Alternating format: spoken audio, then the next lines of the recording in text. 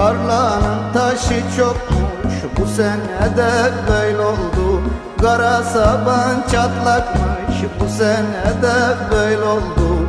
Tarla sürülemedi, ekindirilemedi.